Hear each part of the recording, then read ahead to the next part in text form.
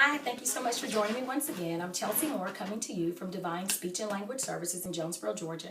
I want to talk to you briefly today about fluency disorders. In the previous videos, I discussed the 5 areas of speech therapy, which include articulation, dysphagia, fluency, the 2 languages, receptive and expressive, and voice disorders. So today we will just focus on fluency.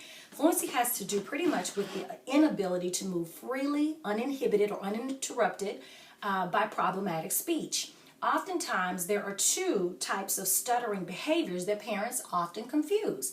One of them has to do with developmental stuttering. Think about when your child took his or her first steps. They took a step, they fell down, they hit their bottom, got back up, tried it again, and they would do what's called a stutter step or a cautious step. Well, the same thing happens in developmental expressive language skills. When children are learning to manipulate the words of our language and the way in which we put words together to form sentences and phrases and structured wants and desires, what they do is that they pretty much struggle just a little bit with how to put the words together.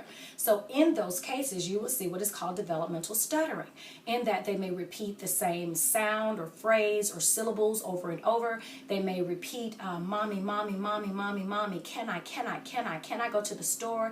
It's my mommy, it's my mommy. So you'll see them repeating phrases over and over, and sometimes it almost looks as if they're getting stuck. But it is a true stutter to the point where it impedes speech intelligibility, meaning it impedes their ability to be understood clearly by other people in their environment, whether these people are acclimated to the way this child speaks or new people in their environment that can't quite understand how they speak. That's when it becomes a problem.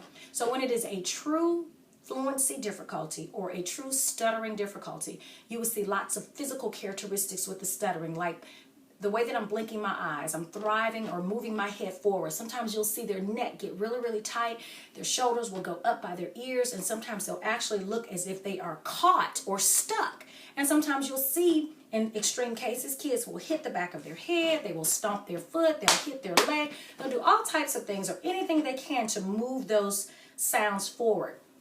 So if you are in doubt as to whether or not a child is experiencing developmental stuttering or problematic stuttering relative to the fact that no one can understand them or several people have difficulties understanding them, you need to consult a local speech pathologist, have your child evaluated, and determine whether or not that is a developmental stuttering difficulty or a stuttering disorder. Developmental stuttering typically happens from the age of 2 until about 4 or 5. After about 4.5, 5, then it becomes a problem. So you need to contact your local speech pathologist and get an evaluation to determine whether or not that stuttering is developmental or problematic. Thank you for joining me. Have a great day.